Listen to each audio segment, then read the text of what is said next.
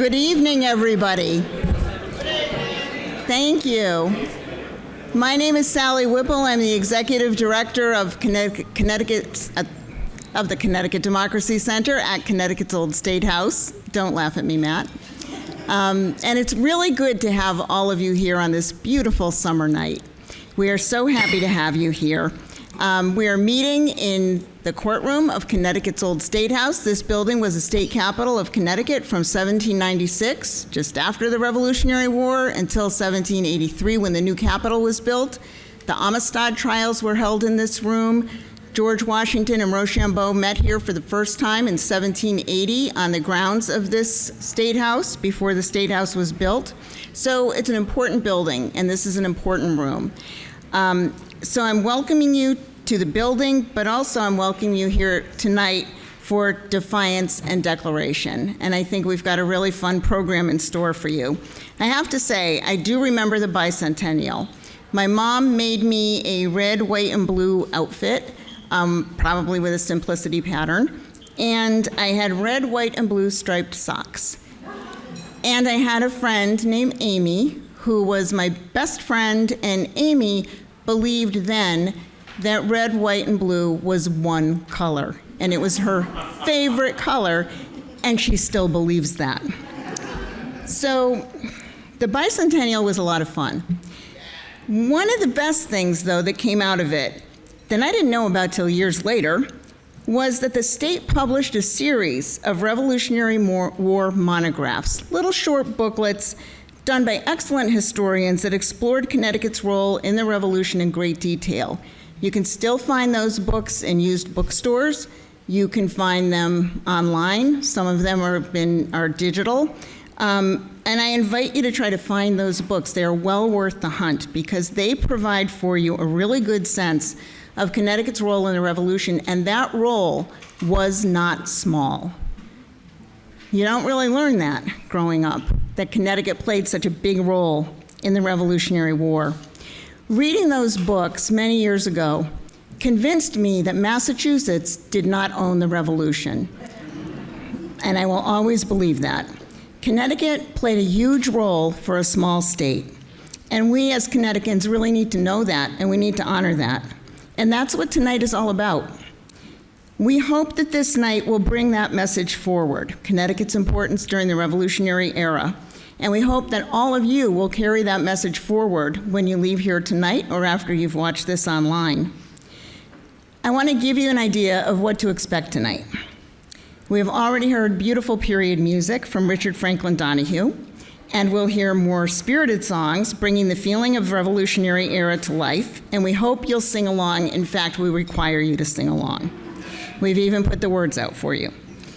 You will also hear Dr. Matt Warschauer, history professor at CCSU, who will regale us with the stories of Connecticut's Declaration of Independence, a document written here, not in this building, but on this site on June 14th, 1776. Partway through Matt's story, Dane Rue will present the Declaration to us as Connecticut's rebel governor, Jonathan Trumbull, the only colonial governor who fully supported the war and independence. Dane is the director of the Slater Museum at the Norwich Free Academy and author of a great and timely book about John Durkee, a Norwich son of liberty, a Revolutionary War colonel. We'll end with a wrap-up by Matt Warschauer and your questions. If you're here in person, we left things on the chairs and tables, and we hope you'll get into the spirit of the times by singing, testing yourself with Connecticut Revolutionary trivia, and making yourself a tricorn hat if you haven't done that already. And remember, this is a tavern tonight. If you're hungry, if you're thirsty, feel free to get up and walk around the room to get some food and some drinks. Very good, you came well prepared. 18th century tavern goers would not have stopped eating or drinking just because somebody was talking. So we expect you to behave the same way. However, 18th century tavern goers would not have been on TV, and you may be because we're recording this, so behave yourselves.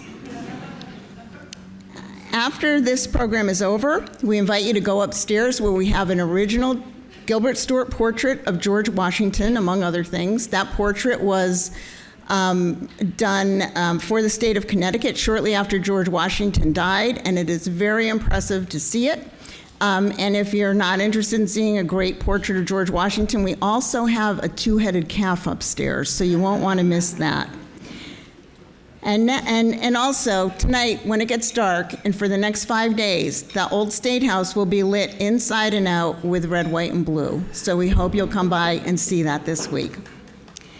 And now I would like to thank Mr. Donahue for setting the mood for tonight, and to introduce my friend of many years, Dr. Matt Warschauer, CSU Distinguished Professor of History at Central Connecticut State University. Matt? Sally, do we have a clicker? I'll just push it. We're good. Hi, everybody. How are you? Is this thing working now? Perfect. So we're in a tavern, right? And it's appropriate. It's not just for mood, right? We're in a tavern because that's where the ideas of the American Revolution began, right? That's where they came out and flourished. People would join what we referred to as ordinaries. Each town was required, literally required by colony law to have an ordinary, a place where people could go to eat, to drink, to stay if they were on the road. And these were places, as print culture started to develop further, these were places where the ideas that were the foundation of liberty and the American Revolution began. So it's fitting that we're in a tavern. It's fitting that we have beer. Right? The question is, are you drinking Sam Adams, Brewer, Patriot, or should we be drinking Thomas Hooker Ale? There's a question there. So, we are going to begin. I just got to pop over here. Here we go. We're going to go to here. We're going to start here. This is an important, important moment in Connecticut history. This is a drawing from 1765. It resides right down the street in Wethersfield. It's owned by the Wethersfield Historical Society. This is an image of one of the very first significant actions by the Sons of Liberty.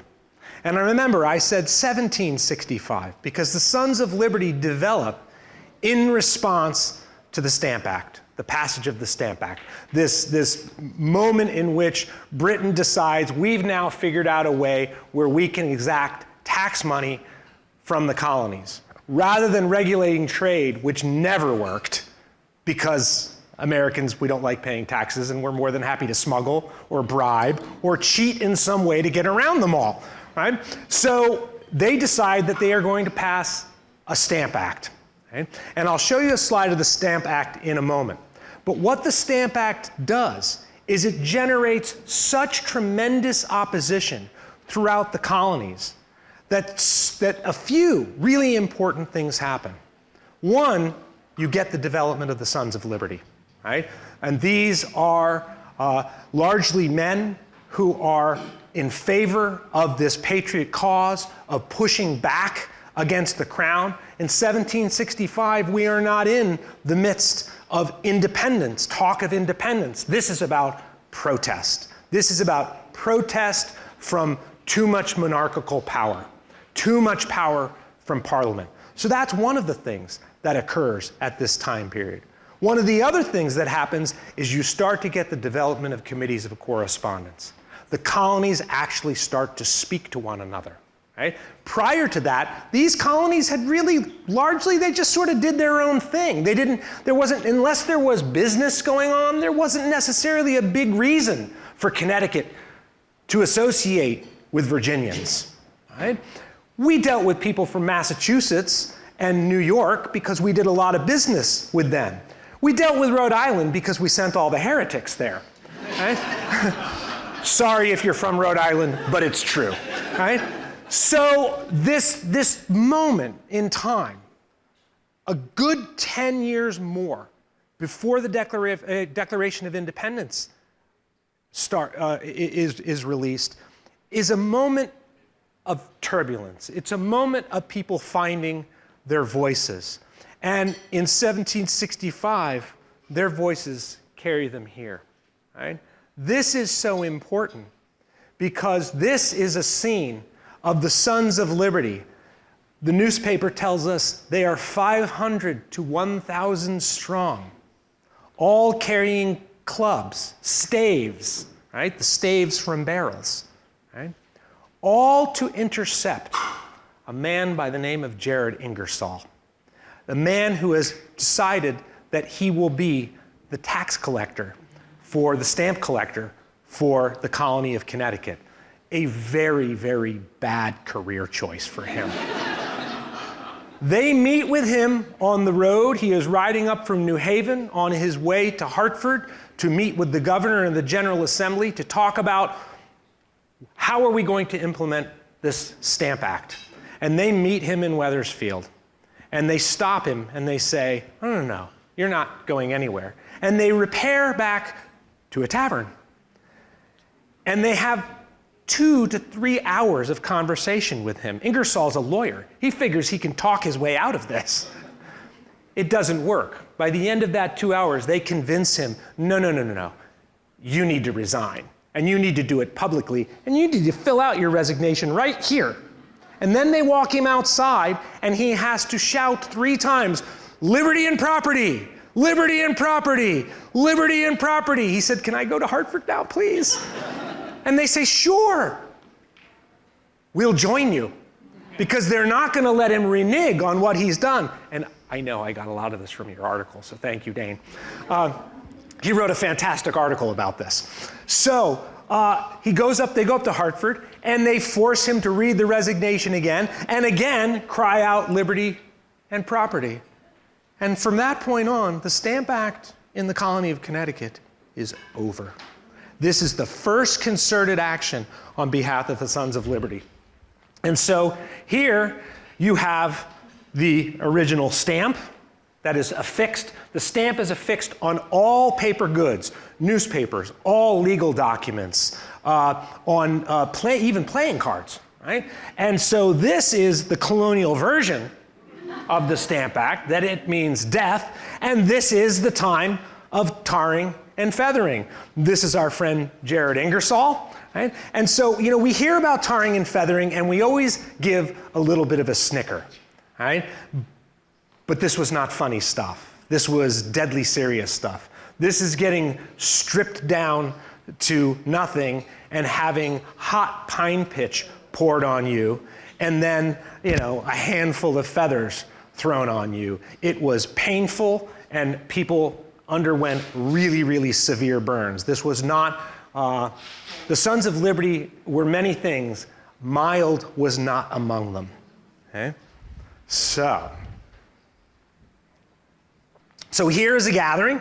Sons of Liberty are organized at Durkee's Tavern, right? In Norwich, 1765, and they're led by Colonel Israel Putnam of Pomfret, Captain Hugh Ledley of Wyndham, and Captain John Durkee of Norwich. These are all men who had fought in the French and Indian War. They are men of note. They are men who are well known, not only in their towns and their county, but throughout the colony of Connecticut. They are men of standing, and when they stand forth and join the Sons of Liberty and lead the Sons of Liberty, other people take note of this. And you can see they're in the street and they're reading, and this is a time of pamphleteering, right? The Twitter of its day, right?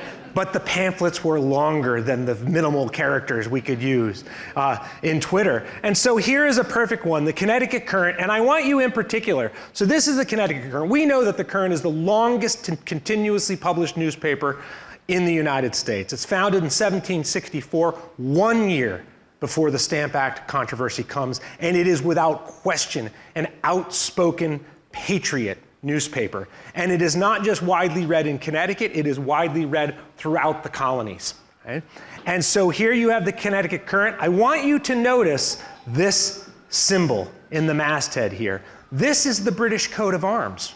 Okay? And from the earliest printing of the Current, it has the British coat of arms. And I just want you to stick that in the back of your head, because that's going to change in the next 10 years. And it speaks volumes about where the colony of Connecticut goes at this time. And so this article says, this is from October 26, 1765. It says, as the people of the colonies are fully convinced of the fatal consequences attending a compliance with the Stamp Act, the deplorable and abject condition in which it will irretrievably reduce them, it may seem injurious to imagine that the inhabitants of this colony will ever betray a character so utterly inconsistent with that spirit which ought invariably to advocate the noble sons of liberty.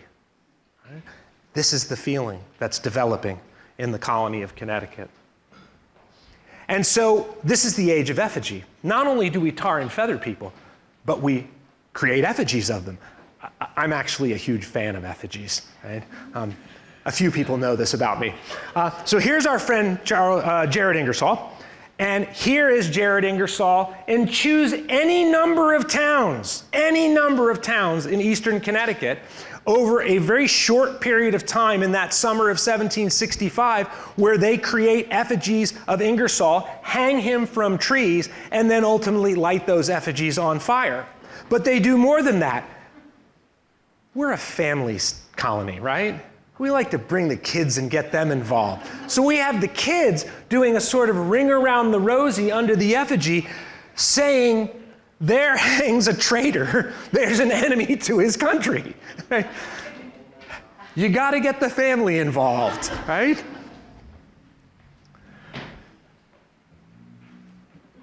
So what all of this leads to? The Sons of Liberty effectively end the Stamp Act. Not just the Connecticut Sons, but the Sons in other colonies as well. The Stamp Act never works, right? The Parliament rescinds the Stamp Act, and they put in its place the Declaratory Act, which essentially says, we're Parliament, and we declare that we can do anything we want. It's sort of our contemporary version of, yes, I am the boss of you. Right? And this is one of the things that the Declaratory Act is one of the perfect examples to reveal that what this struggle really becomes. We know that it's about taxation. We know that it's about representation, taxation without representation. But what it really becomes is a struggle over power. That's what the real issue is. And so they passed the Declaratory Act, and the Sons of Liberty recognize that they might have defeated the Stamp Act, but this matter is not done. And one of the things that occurs in the colony of Connecticut is that there is a split in the state. Nobody in the state, in state government, or colonial government, I'm going to bounce back and forth on that one all night long. I find myself, one day I'm in the 18th century, and the next moment I'm in the 21st. It's very confusing. So what happens in the colony is the colony really splits between East and West. Those in the East are just steadfastly opposed to the Stamp Act. And they say, we will not allow it to go into force. Those in the West, they really don't like the Stamp Act, but their feeling is that if it is passed by Parliament, as good subjects of the Crown, we must follow that policy. And those in the East have had their fill of those in the West. And it's not just about the Stamp Act. It's about a variety of other things too. This is a long-standing struggle between East and West Connecticut. But the Stamp Act is that sort of last straw that breaks the camel's back. And what ends up happening is that the Sons of Liberty and those in the East make the determination that this is it. We can no longer trust those from the West. We can no longer trust the current sitting governor that is in the General Assembly, that is in charge of the colony. And thank you, sir. Appreciate it. And we have to remove that government. That if we are truly going to protect liberty, we must get rid of the West. And those in the West have controlled the governorship for 12 years. They control the upper council of the General Assembly, and they control the lower council. And what the Sons of Liberty decide is they are going to spend the next year going all the way into the May election of 1766 to do the best they can to create a clean sweep of the government. And that means that they are going to have to appeal to people beyond the river. I wrote an article for the magazine Connecticut Explored called When the Connecticut River Decided the Revolution. And that's what this is really about. And so it is, the river divides us over this issue. And those in the East decide, we're taking control of this colony from here on out. And this election is so incredibly important because it determines where Connecticut will stand on the issue of independence from that moment on. And so you have here in 1776, I say the victory of 1766 was by far the single most important event in Connecticut history during the Revolutionary era. And here is again from the Current, and it says, at the general election, this is May 12, 1766, at the general election last Thursday, the Honorable William Pitkin, Esquire, being chosen governor in the room of the Honorable Thomas Fish, Esquire, who had sustained that post with honor for 12 years past, he took his leave of the assembly the same day. Right? So Fitch, who had been governor for 12 years, is defeated by William Pitkin. Right? Pitkin, within just a few years, 1769, he dies, and his lieutenant governor, Jonathan Trumbull, becomes the governor. And Trumbull is of the Sons of Liberty. That's his view. And so he is the only governor in the entire colonies who serves for the entirety of the American Revolution, from before the Revolution begins all the way to the end of the Revolution, 1783. Trumbull is in place. And the importance of that is just absolutely critical because he and the Sons of Liberty carry Connecticut directly with the Sons of Liberty into that revolutionary camp. When independence, the idea of independence comes, they are already there. And so again, this election of 1766 is so incredibly, incredibly important.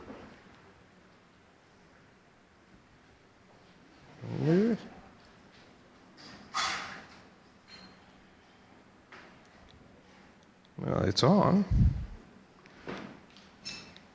There we go. Oh, wrong way. So where do we go from here? 1766 has defined where Connecticut is going to go. But Connecticut, nor can any colony really go it alone in all of this, except for Massachusetts. They're always a little bit weird, right? And we know that Massachusetts is the center of this conflict. Why Sally had begun by saying, I thought that Massachusetts owned the revolution. And in a certain way they do, but they can't own it by themselves. If Connecticut had not come to their aid on multiple occasions, they would not have been able to sustain their movement. So I have gotten in the habit of constantly talking about indispensable Connecticut. We are, and it's not just for the American Revolution, it's for so much of this nation's history. We are an indispensable state in terms of much of our politics, much of our constitutional outlook, much of on issues of ethics and how we feel about things and the direction that we're going in this country. I think some of that exists in this very time period in which we're living. Right?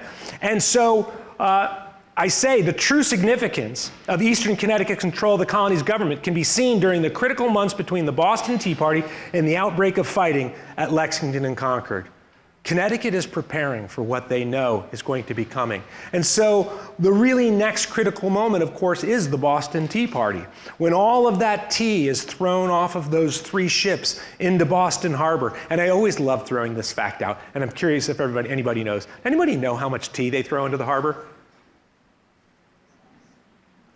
Mike? 342 chests, right? How much do those chests weigh? Those chests are like 500 pounds apiece. They throw 92,000 tons of tea into the harbor, right? This is where flying fish come from. No, it's caffeine, you don't get that, Joe? Right?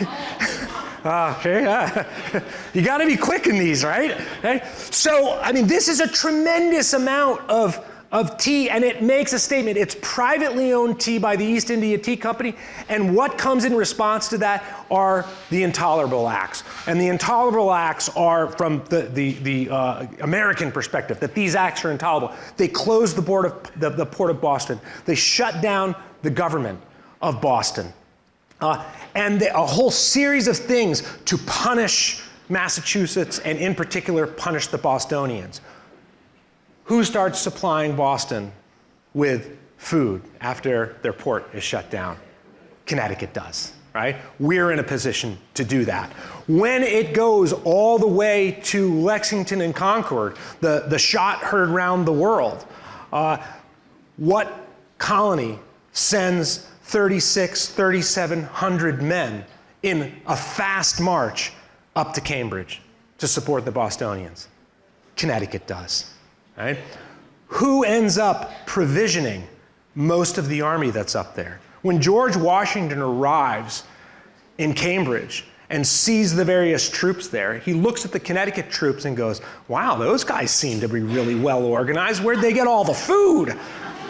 And he finds out that there is a young man named Joseph Trumbull, the son of Jonathan Trumbull, the governor, who has been put in charge. He's the chief commissariat for the colony of Connecticut. He's put in charge by his father to provision all of those Connecticut troops, those 3,600 troops up in Cambridge. And Washington says, I need this guy.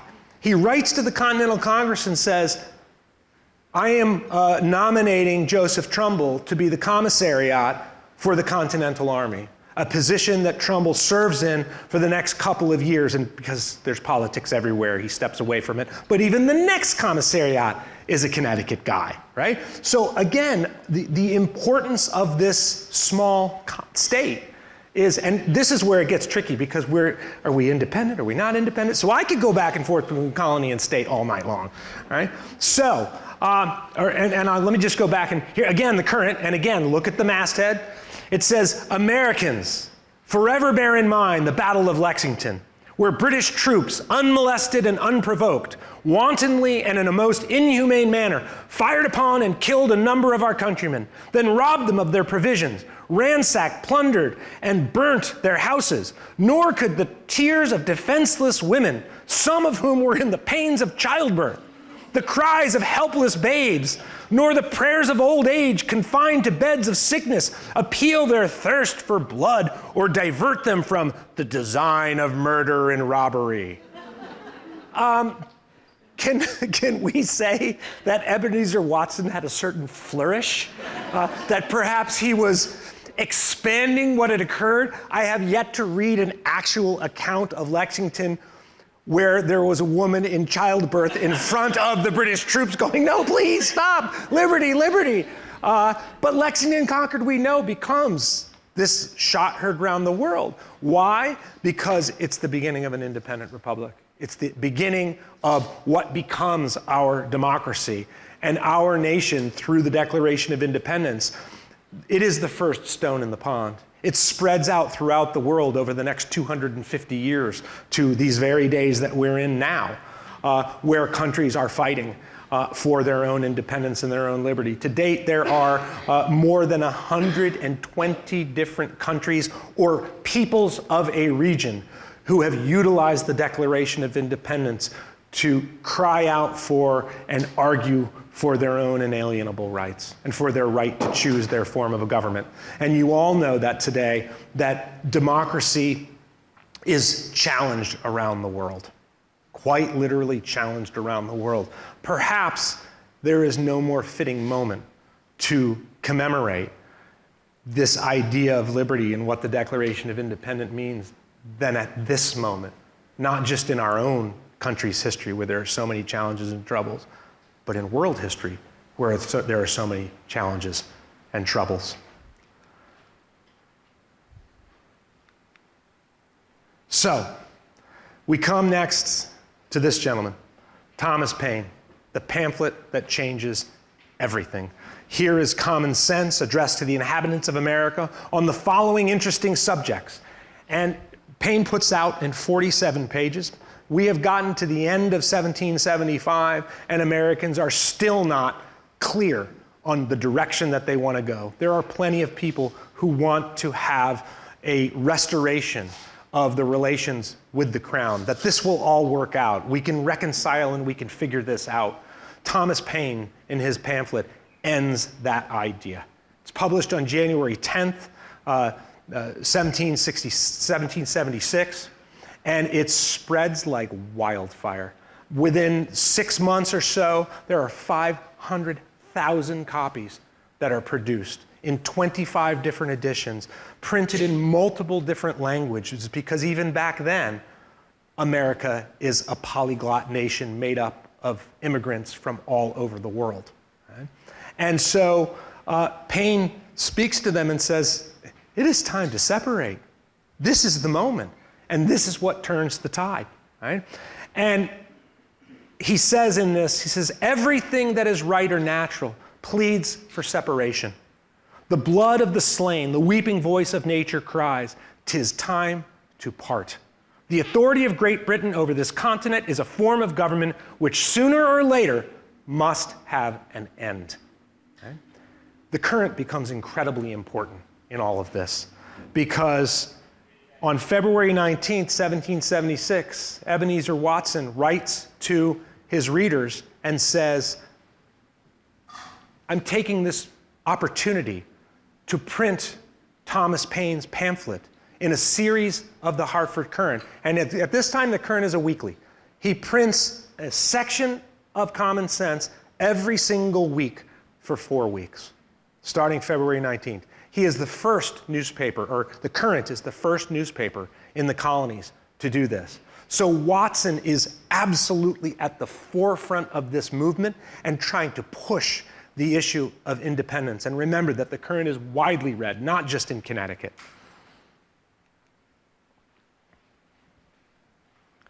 And this is what I was talking about in terms of mastheads, right? So here is the Royal Arms, right?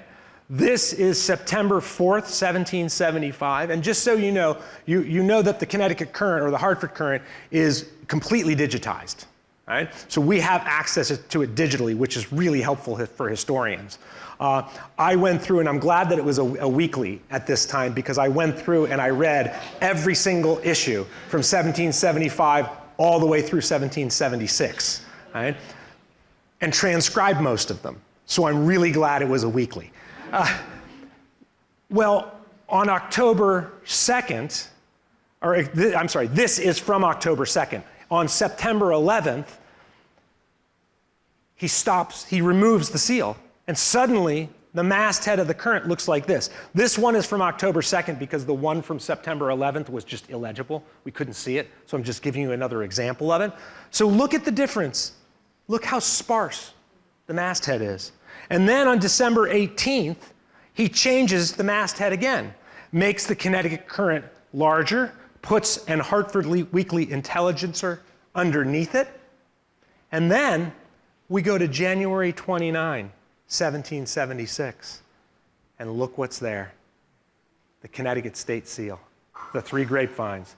You cannot have a more symbolic statement on behalf of Ebenezer Watson of where the Courant is at in this moment. And it is no accident that this occurs only 2 weeks after Thomas Paine's pamphlet has come out. The moment Thomas Paine's pamphlet, it's sort of uncorking the bottle, right?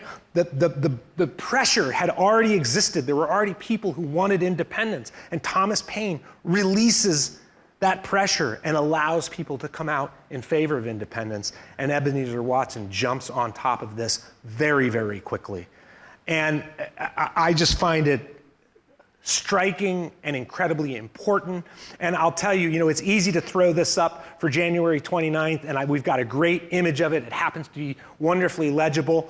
Well, when I went into the microfilm to look at the Courant, every single issue for January of 1776 was completely illegible, right? And I thought, well, this has got to be just a photography issue. They didn't digitize it well. I'm going to have to go to the microfilm. So I went down to the library, I pulled out the microfilm, I still remembered how to put it on the machine, and I pulled it up, the same thing, completely illegible. And I thought, well, they probably digitized it from this damn microfilm. And so I had to contact the people at the Connecticut Museum of Culture and History, and this is where it's good to have friends who are historians, and I said, hey, could you guys do me a favor and pull the actual paper and just take a look at it for me and look at all the issues of January? Because I know I had December. I knew what happened there. I wanted to know if January 29th was the date. And this becomes important because if he had changed it before common sense came out, then I couldn't make the conclusion that he was influenced by Thomas Paine's common sense, right? And what do? They send me the paper, and sure enough, it's perfect images. They'd all looked like this until January 29th.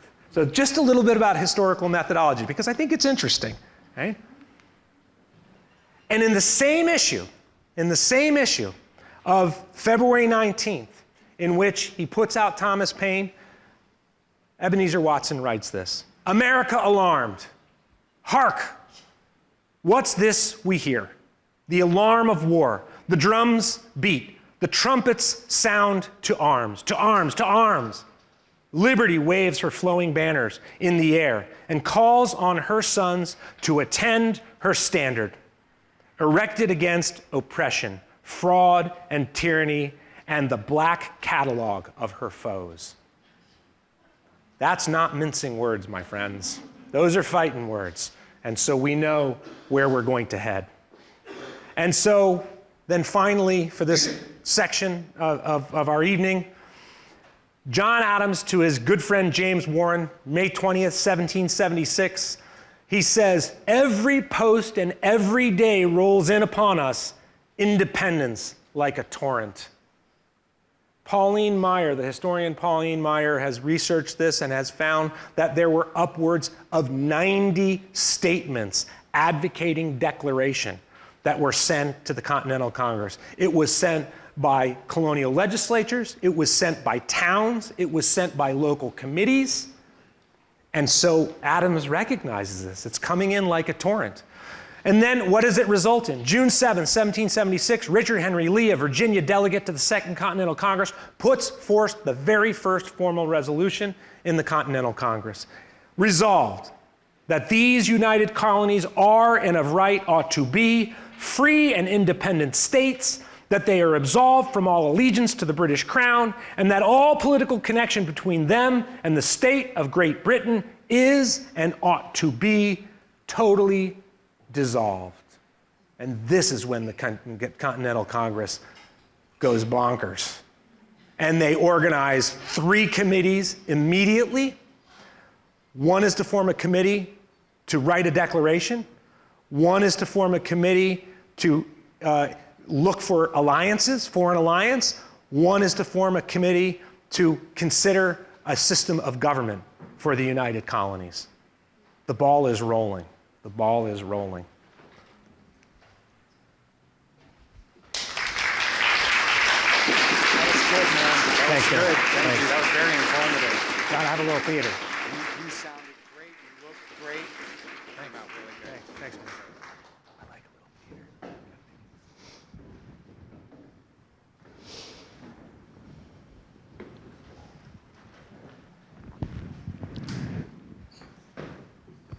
It is with immeasurable gratitude that I welcome each and every one of you here this evening, as we are upon a most remarkable precipice.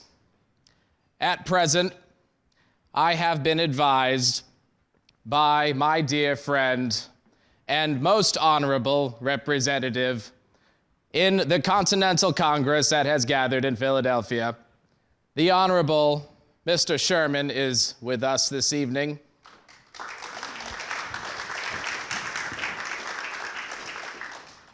He has informed me, in addition to my council and deputies, as well as the lower council of this House, of an impending announcement of declaration of independence for these united colonies. As I reflect upon the state of events that have arrived us here to this day, it is abundantly clear to me that a great evil has permeated within our mother country, as well as His Majesty, King George. For many years, I had believed that His Majesty may have been under the most undue manipulation and influence by a wicked and treacherous ministry beneath him. And it is now abundantly clear to me that that is not the reality that we face.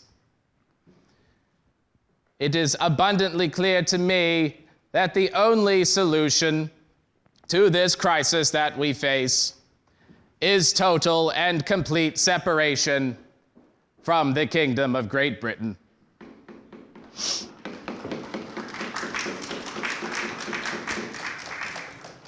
At present, these united colonies have provided a most dutiful resistance against the armies of His Majesty. We have been engaged for well over a year in fighting in Massachusetts and in Boston. And I say most proudly that this colony has provided more support for this effort than perhaps any other. As news of the conflict erupted, I immediately organized an effective administrative body to prosecute this war effort. This Council of War has served admirably, of great and ardent patriots from all over this state. And at present, we continue to meet in a former outbuilding located right next to my dwelling home, which in fact makes it remarkably convenient for me. We will continue to prosecute this conflict, no matter how large, no matter how small. And we will face the enemy, no matter which battlefield they intend to meet us. I ask only that all of you gather in places such as this to discuss these happenings and discuss what future will these united colonies face once this conflict has reached a resolution. I have ordered the publishing of broadsides in newspapers and publications across Connecticut and across the region to spread word and support of declaring these colonies as free and independent states from the Kingdom of Great Britain. And I ask each and every one of you to pray to Almighty God to deliver us from this evil, to deliver us from the oppression that we have endured, and proclaim liberty across the land and for America.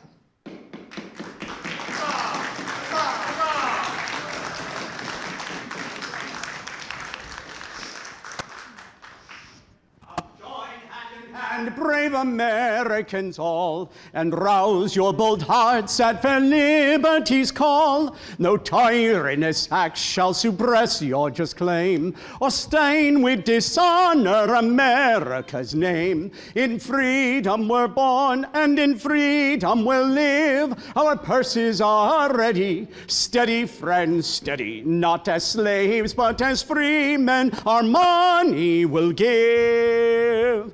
Our worthy forefathers, let's give them a cheer. Through climates unknown did courageously steer. Through oceans to deserts for freedom they came, and dying bequeathed us their freedom and fame. In freedom we're born, and in freedom we'll live. Our purses are ready, steady, friends, steady. Not as slaves, but as free men, our money money will give. Then join hand in hand, brave Americans all. By uniting we stand, by dividing we fall. In so righteous a cause, let us hope to succeed. For heaven approves of each generous deed. In freedom we're born, and in freedom we'll live. Our purses are ready, steady, friends, steady. Not as slaves, but as free men, our money will give. This bumper I crown for our sovereign's health, and this for Britannia's glory and wealth. That wealth and that glory immortal may be, if she is but just, and if we are but free. In freedom we're born, and in freedom we'll live. Our purses are ready, steady, friends, steady. Not as slaves, but as free men, our money will give. Huzzah!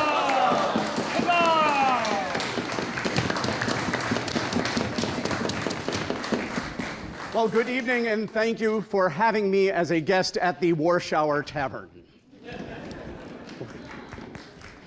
What I handed some of you, is a collection of songs that were found, for the most part, in the Connecticut Current by whatever title. Some were in the Connecticut Gazette out of New London or New Haven, and they were words published in these newspapers that were related to the topics that the newspapers were discussing. So all of the things that we've heard about tonight, the Stamp Act riots, the attack at Lexington and Concord, were sung about with new lyrics for existing tunes. These were very popular drinking songs, and if anybody doesn't know what a drinking song is, see me afterwards and we'll talk about that. The topics were on everyone's mind, and the tunes were very well known. If I walked in here tonight and I said, hey, I wrote a song about the reflecting pool in Washington, I didn't. But we all have that on our mind, and I said, we're going to sing this song to the tune of Happy Birthday. That's how easy it would be for everyone to join in. So I'll sing one more for you right now, also considered a new song to a very important song called The British Grenadier. If you don't think you know this tune, you very much do. This is the song that the British are always depicted marching into one town or another. The first verse of the original song, some talk of Alexander and some of Hercules, of Hector and Lysander and such great names as these. But of all the world's great heroes, there's none that can compare with a row, row, row, row, row, row, row for the British Grenadier. And the song goes on to boast about how magnificent the British soldier is. This new version, which first appeared in a performance in Boston, takes all of those excellent qualities but gives them to the patriot soldier instead.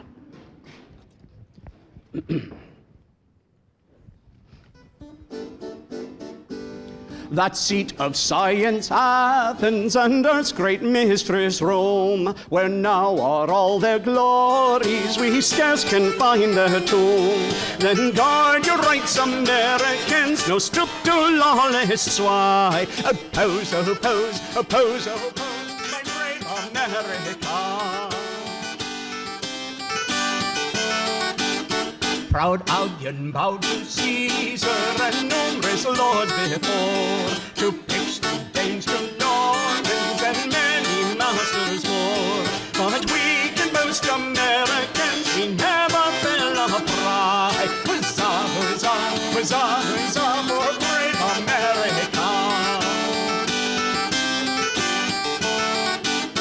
We led fair freedom hither when all the desert smiled. A paradise of pleasure was open in the wild. Your harvest bold Americans, no power shall snatch away. Stand yourselves, yourselves, yourselves, my brave America. And from a world of tyrants beneath this western sky, we formed a new dominion, a land of liberty. The world shall own their masters here, and hasten on the die. Huzzah,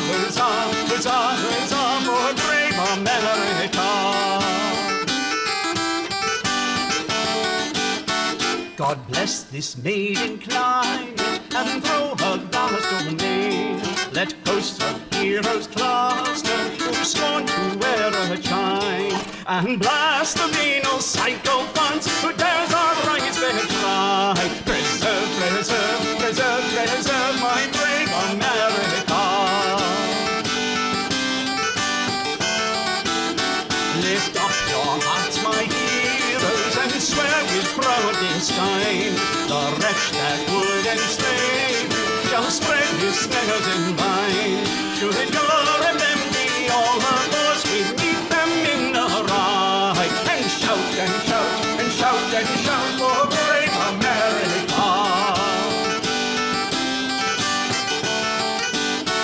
Some future day shall crown us the masters of the mind, and giving laws of freedom to subject France and Spain. When all the isles or ocean spread shall tremble and obey, their lords, their lords, their lords, their lords of brave America.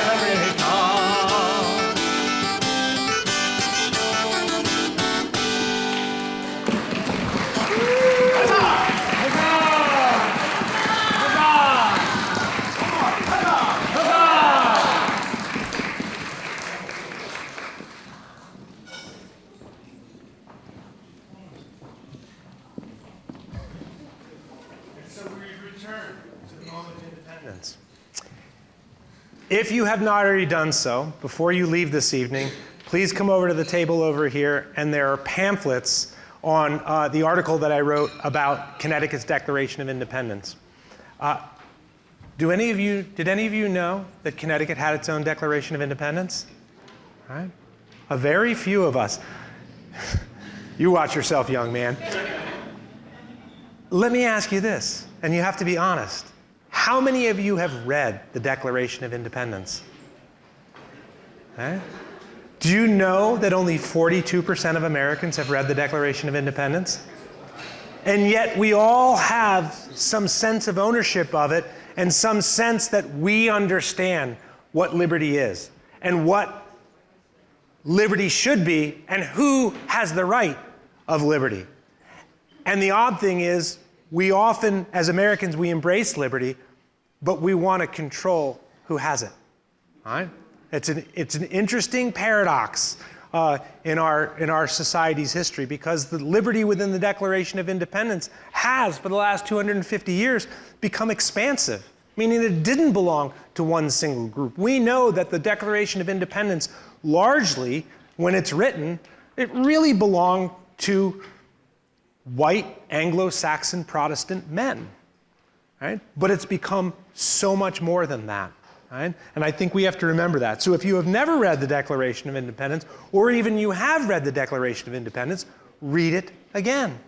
Every 4th of July, I read it, and I read an important companion piece to it, and that is Frederick Douglass's What to the Slave is the 4th of July, right? And the two go hand in hand. But let's return back to the moment of independence, when Governor Trumbull comes forth and says to the people of Connecticut that we must move forward.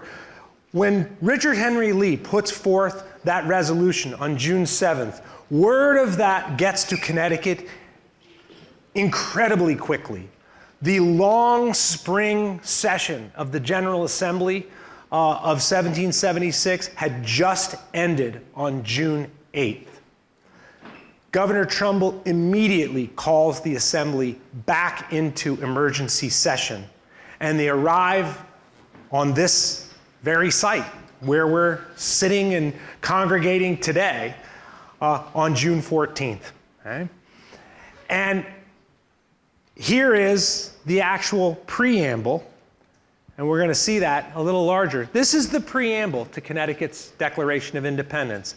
It's not the same kind of flourishing natural rights, the life, liberty, what we know so much about in regards to the Declaration. It's not that. It's quite different than that. But what it says is, at a General Assembly of the Governor and Company of the English colony of Connecticut, in New England, in America, holden at Hartford in said colony by special order of the governor on the 14th day of June, 1776. Now, as I read that over, we could easily pass by the fact that the governor specifically includes the English colony of Connecticut.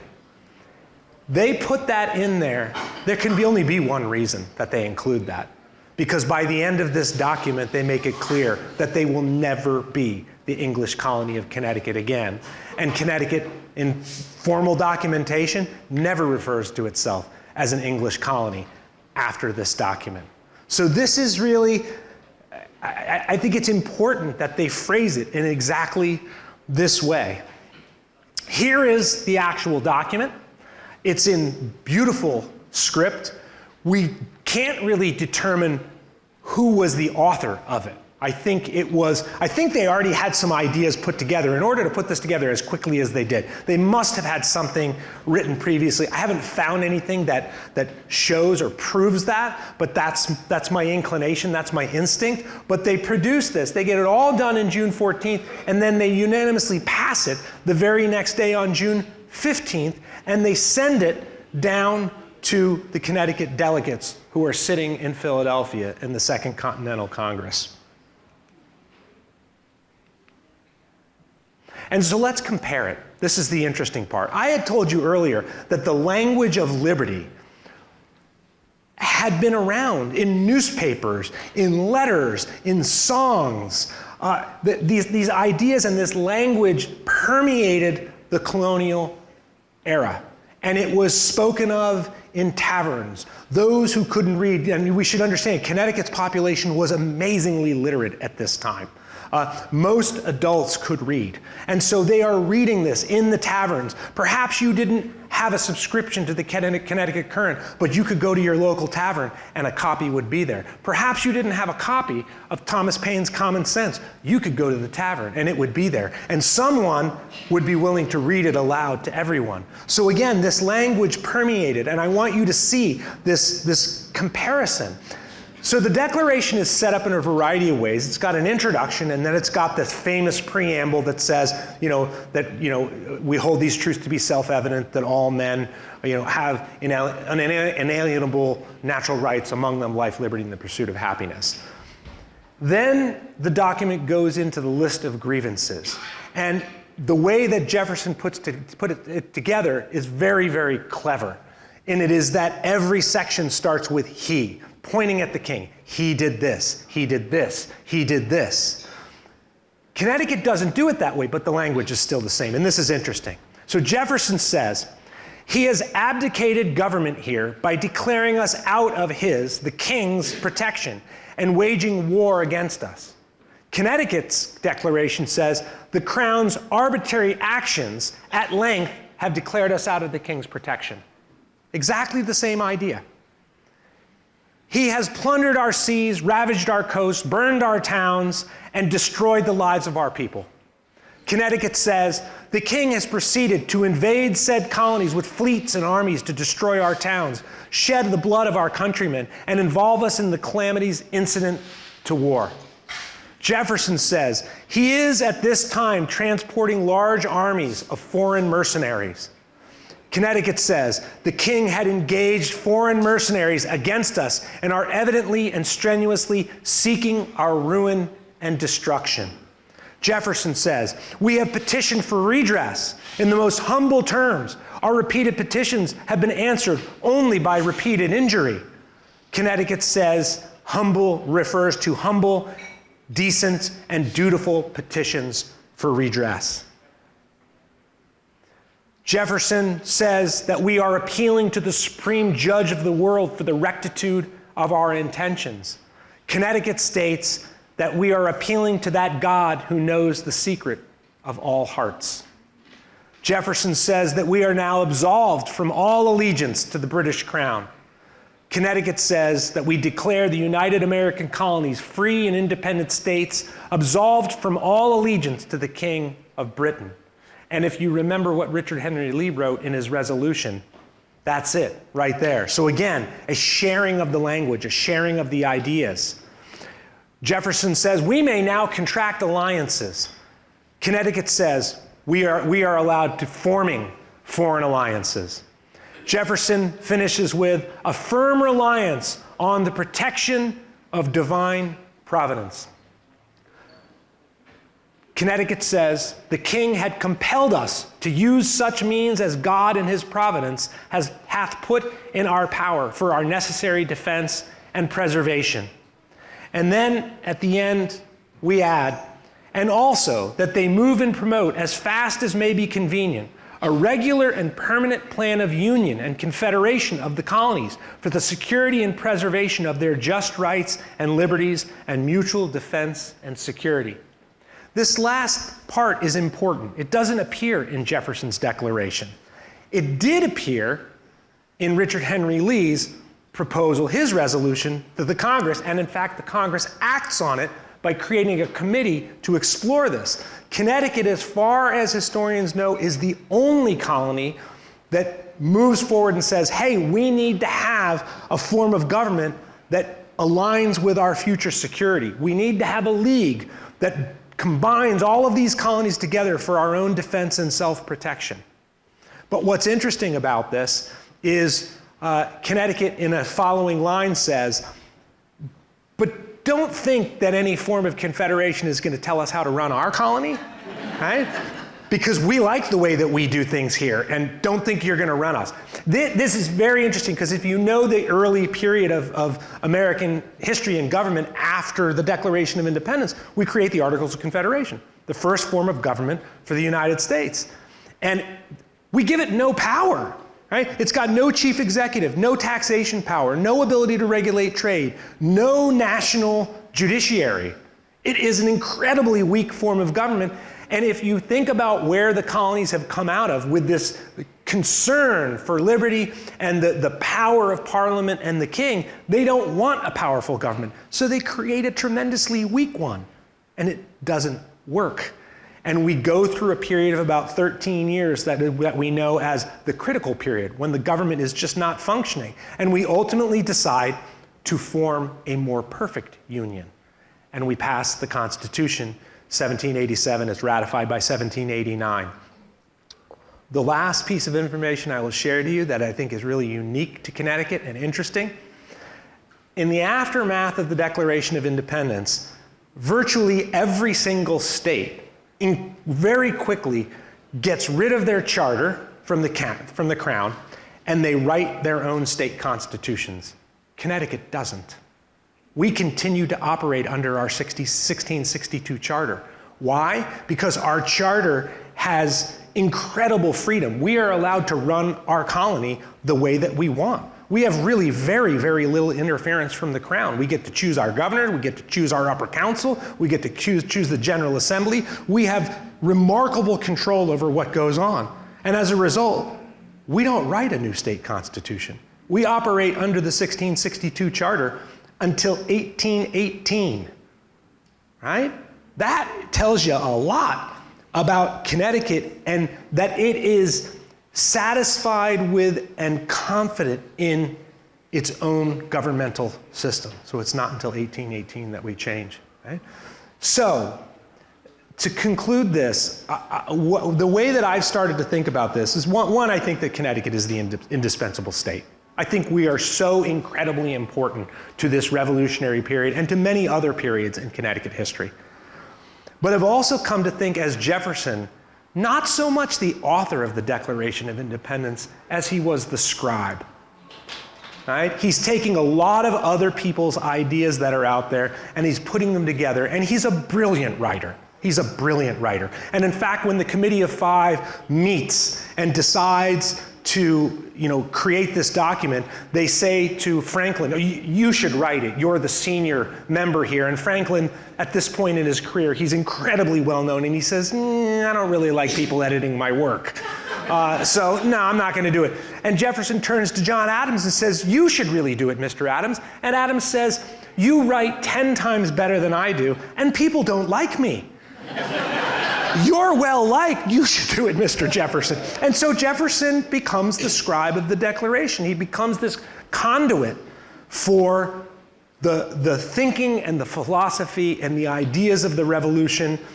And look, we know that the Declaration is this incredible, incredible document. It is a gift to the world. I believe that it is one of the most important documents in world history, not just American history, in world history. But we also know that it's got problems. The fact that every single one of the colonies is a slaveholding colony, every one of them. Connecticut is the largest slaveholding colony in New England. At the time the Declaration of Independence is written, we have upwards of 6,000 enslaved people.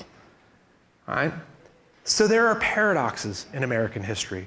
The paradox of American history is the thing that has generated my interest, my love, my fascination in American history for the last 40 years. And I've just been fascinated by this idea and by the idea of that we are an experiment in self-government. We are, like, quite literally, the beginning of Jefferson's Declaration says two very important things. That it is the right of the people to determine the form of government that they will have, and that any form of government must uphold these inalienable rights of life, liberty, and the pursuit of happiness. So everything that our government does is designed, or should be designed, to uphold those ideas in human rights. So we create a government where we say, hey, we can actually govern ourselves. We don't need a king. We don't need a monarch. We don't need a despotic government. We don't need a military dictator. The people themselves can choose their path of government, right? And that path of government should be about inalienable human rights, okay? I asked one of my classes this past spring, 40 students. I'd gotten to know them really well at this point. I asked, how many of you have faith in American government? Not one student raised their hand. I said, how many of you believe that democracy is a workable system? Not one student raised their hand. Okay? That's troubling. That's really troubling. But we had gone over the Declaration for a solid week. And I said, how many of you believe in the inalienable rights of life, liberty, and the pursuit of happiness? Every single student raised their hand.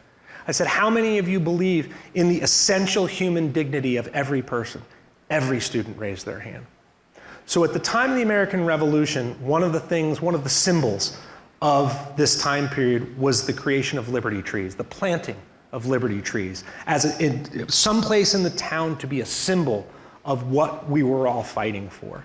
And so I conclude with where we are today in this country, where our democracy and our government is so challenged. And my conclusion is that the tree of liberty is quite sick right now, but I think the roots are healthy. And I think that we need to return to those roots. And if this is an experiment in self-government, it's incumbent upon every single one of us as citizens to fight for it, to not abdicate, right? And that means coming to events like this where we talk about this time period and try to understand what it means to connect with it. It doesn't mean that we all agree on every single thing. Democracy is messy.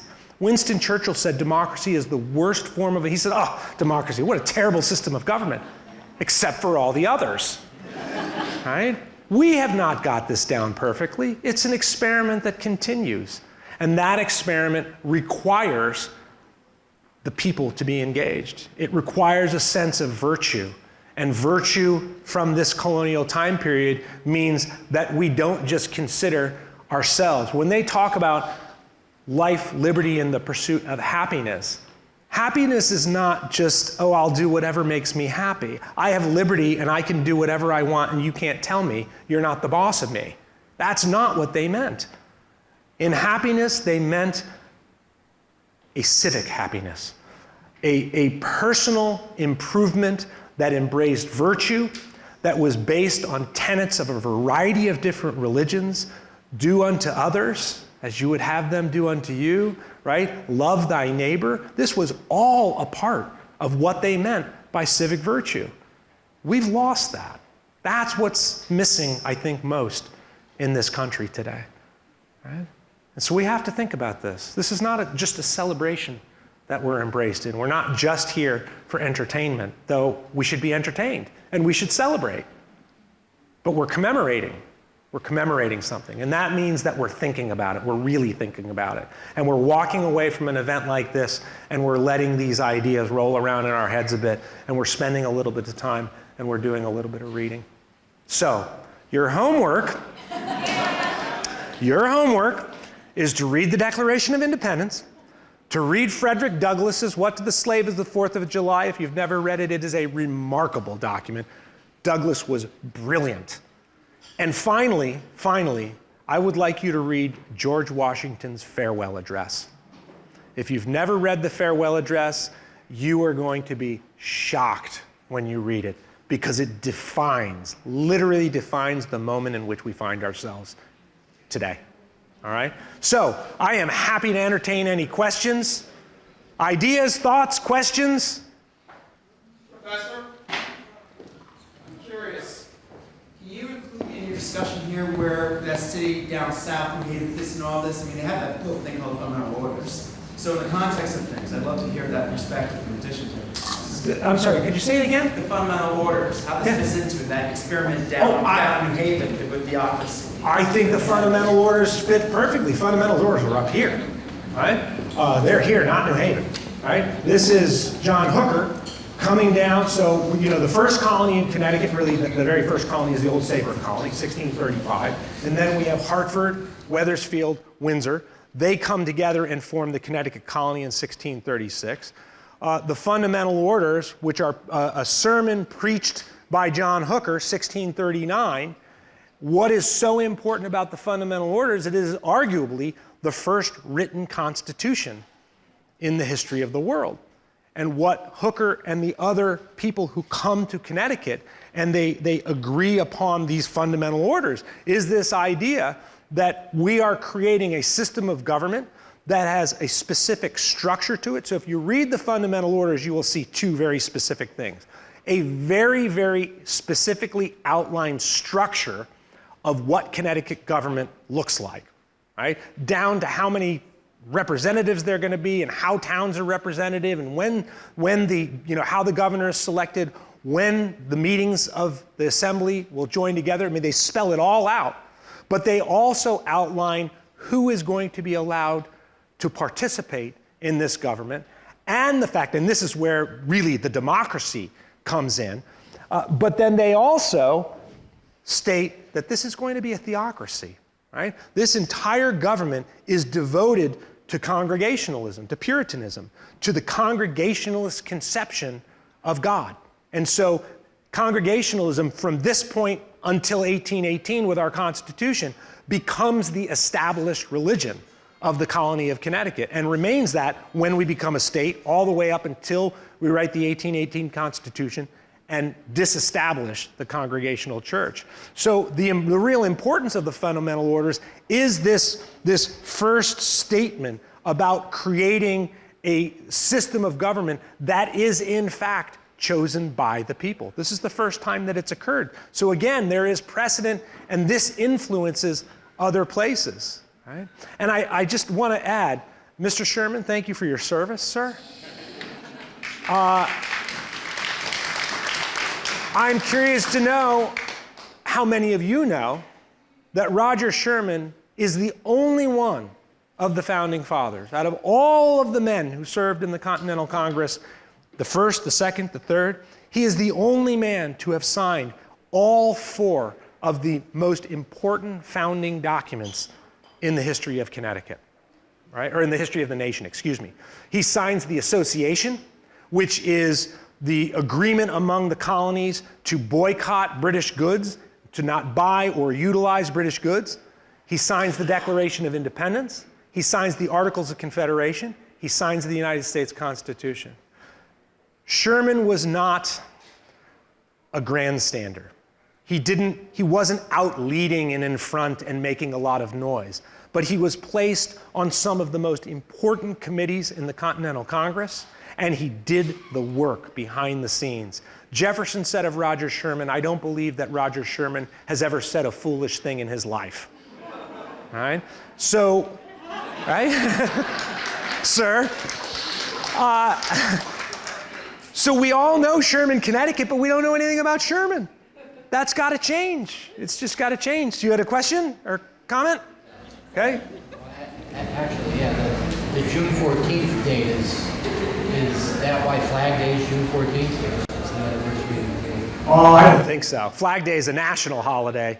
I don't think they make that connection, right? You know that Sherman also signs the Northwest Ordinance. Yeah. I think in total there's 6 documents that he signs. Yes, sir. How many towns were formed by that period? How many were considered revolutionary and how many were considered Tory? So how many total towns in Connecticut by 1776? Or how many would you consider rebellion and how many would you consider Tory? You had to go, I was doing so well. I was doing so well. You had to go and ask me a question I don't have the answer to. I'm leaving. I don't know exactly how many towns existed. If somebody has their phone, you could Google it. I don't know off the top of my head how many towns existed at this time. The really important question that I can answer, however, is how many were Tory and how many Patriot? I had said that the Connecticut River divides the state, or divides the colony that becomes the state. Most of the east is full-on Patriot. The Connecticut River Valley on both sides is kind of a mishmash, and then those going into the west tend to be more Tory. But the key thing is that election of 1766. When the Sons of Liberty and Trumbull take over the colony's government, and then after independence, well, I mean even before independence begins, first it's the Sons of Liberty really in some ways using intimidation and sometimes terror against their neighbors to keep the Tories quiet, right, and keep them in their place. Then when the Sons of Liberty take over the government with Trumbull, they start passing legislation to clamp down on Tories.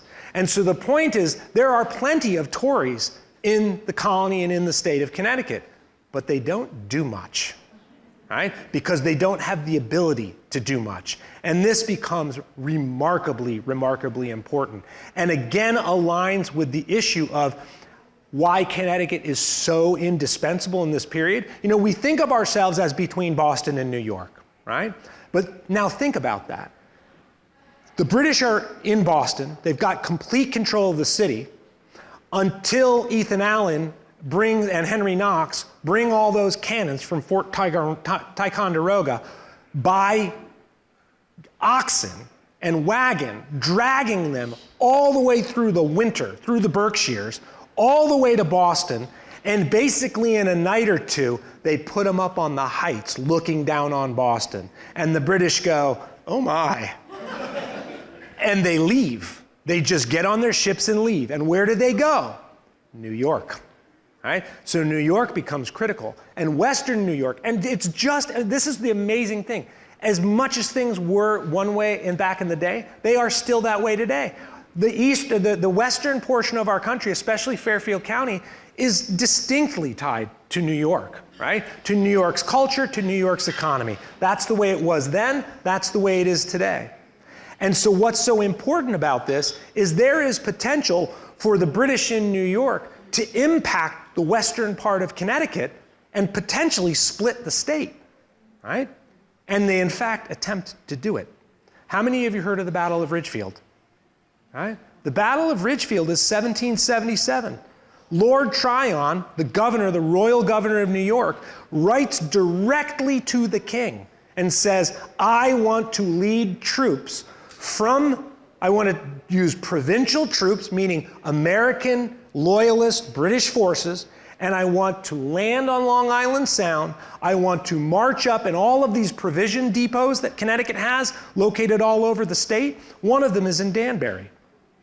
We want to march up to Danbury, and we want to burn that depot. And I guarantee to you, Your Majesty, that as I go up, loyalists in Western Connecticut are going to come flocking to our banner. And we're going to split the state of Connecticut.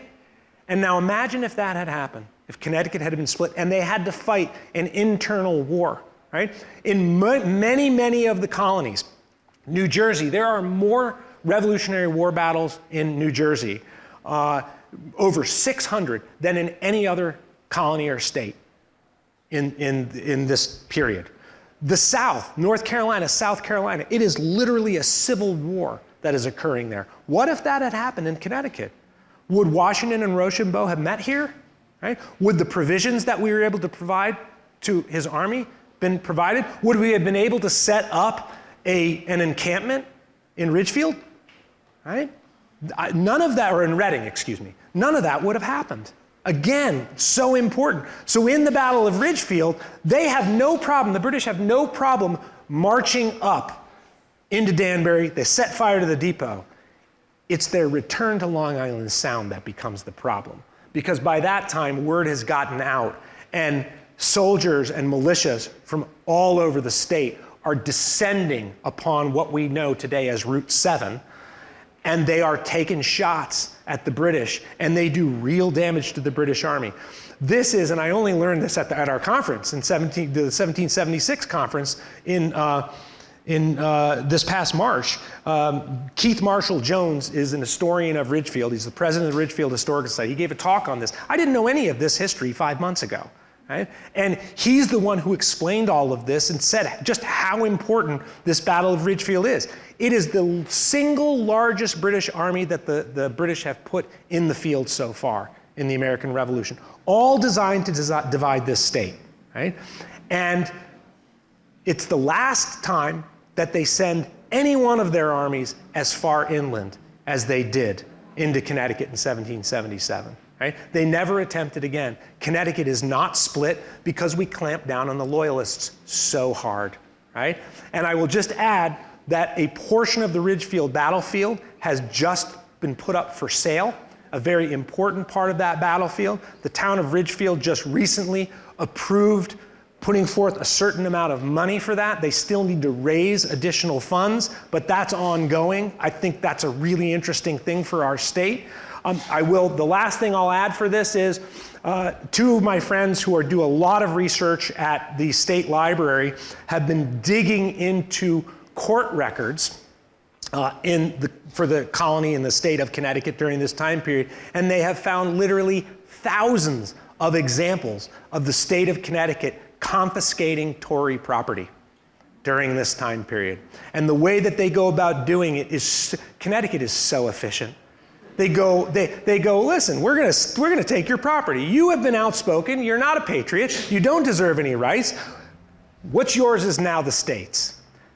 They put it through the probate court because the probate court already exists and is already in what they do is they go and they assess entire properties. They go through and look at every tool in the barn, every horse, every chicken, every spoon in the drawer. That's what a probate court does. This is what happens. And so these friends of mine, Bill and Kristen Keegan, are going through all these records, and they've created actually a map of where Tories were. And it wasn't just in the West, it was all over the colony. But the fact that they were all over the colony speaks even further to the point that they weren't able to do anything.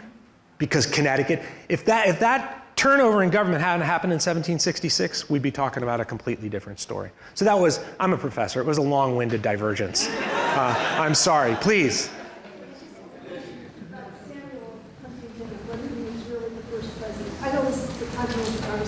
Was Samuel Hunting the first president of the United States? Yes. That's only because you're from that area. I'm not going to disagree with his eminent magistrate. He is the first president of the Articles of Confederation Congress. Okay? There is no formal chief executive, but he's certainly the president of that Congress. So he can claim that. Okay? Is there a reason for the divide between West and East Connecticut? Oh, now you're getting into a really long-winded answer.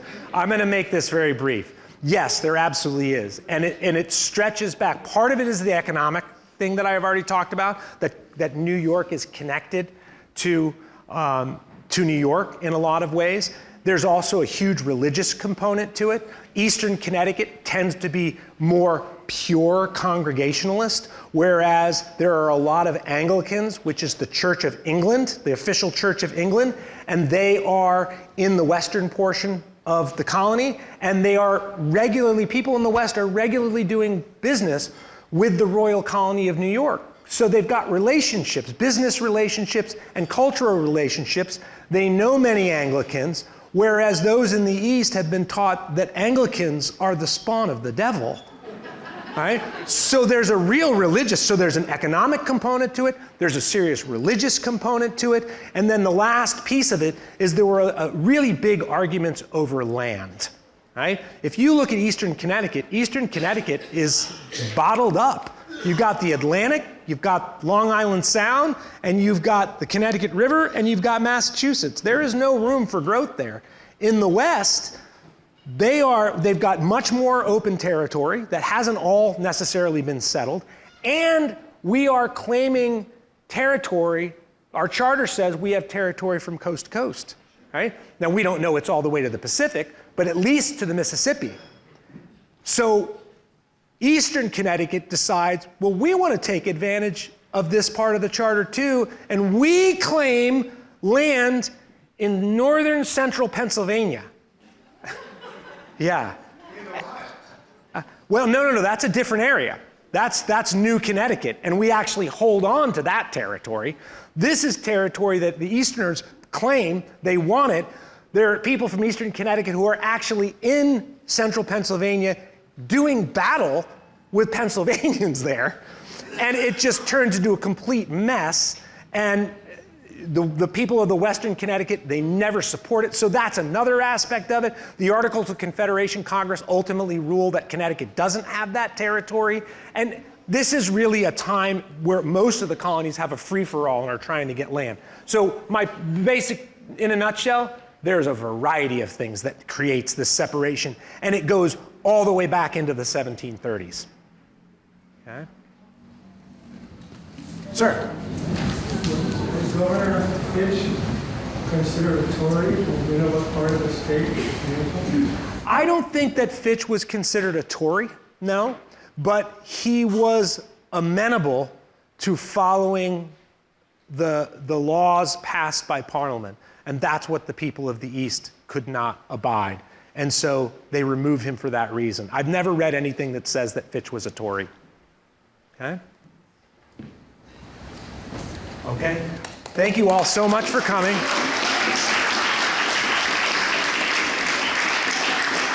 A wonderful evening. Let me leave you with this. 3 shouts for liberty and property. Liberty and property.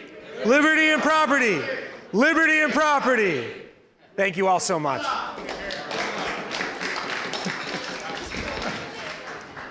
Thank you, sir. Mr. Sherman, thank you, sir. Thank you so much. Very nice to meet you. Aren't I reading this next? Yeah, sure. There you are. Appreciate that. Oh, shit. Aren't You I didn't reading read this that. next? Shit. I think we're done, my friend. No, I gotta read this. We can't end the night. Oh. If you would like to hear, I'm sorry. I failed to include something. If you would like to hear the reading of the Connecticut Declaration, give like 4 minutes to Dane reading the Declaration, the Connecticut Declaration. My apologies. Oops.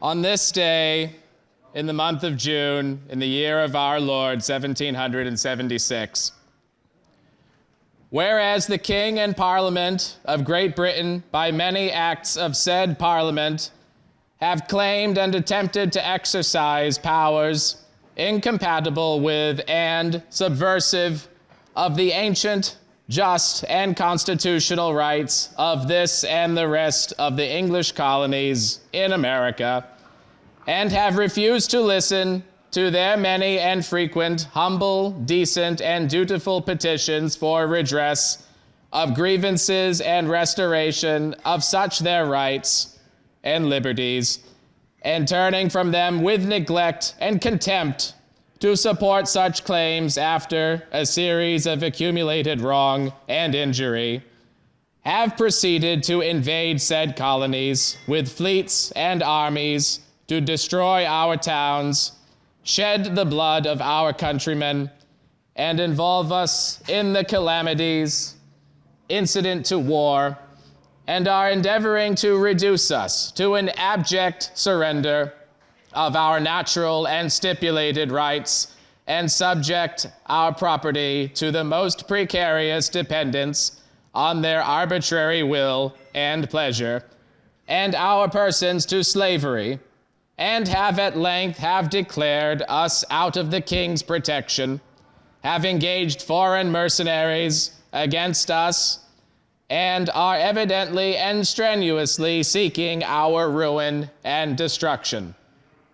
These and many other transactions, too well known to need enumeration, the painful experience and effects of which we have suffered, and feel make it evident beyond the possibility of a doubt that we have nothing to hope from the justice, humanity, or temperate counsels of the British King or his Parliament, and that all hopes of a reconciliation upon just and equal terms are delusory and vain.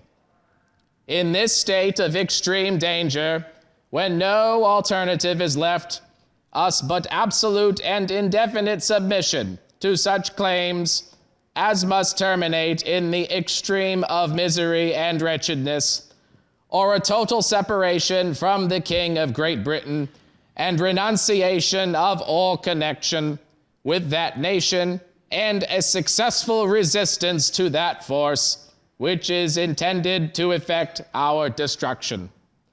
Appealing to that God who knows the secrets of all hearts for the sincerity of former declarations of our desire to preserve our ancient and constitutional relation to that nation, and protesting solemnly against their oppression and injustice which have driven us from them and compelled us to use such means as God in his providence hath put in our power for our necessary defense and preservation. Resolved unanimously by this assembly that the delegates of this colony in General Congress be, and they are hereby instructed to propose to that respectable body to declare the United American Colonies free and independent states, absolved from all allegiance to the King of Great Britain, and to give the assent of this colony to such declaration when they shall judge it expedient and best, and to whatever measures may be thought proper and necessary by the Congress for forming foreign alliances or any plan of operations for necessary and mutual defense. And also that they move and promote as fast as may be convenient a regular and permanent plan of union and confederation of the colonies for the security and preservation of their just rights and liberties, and for mutual defense and security, saving that the administration of government and the power of forming government for and the regulation of the internal concerns and police of each colony ought to be left and remain to the respective colonial legislatures. And also that such plan of confederation be laid before such respective legislatures for their previous consideration and assent.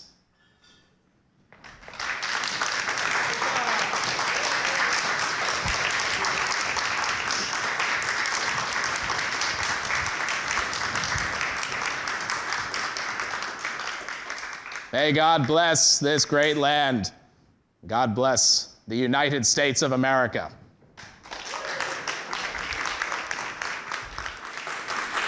Thank you very much, and thank you to everybody for being here tonight. We invite you to enjoy the building for a little while. I do want to close with a quote that I found this morning. It was a letter from John Adams to Abigail Adams, written on April 30th, 1775, from Hartford. He was here on his way to the Second Continental Congress, and he wrote, "The assembly of this colony is now sitting at Hartford.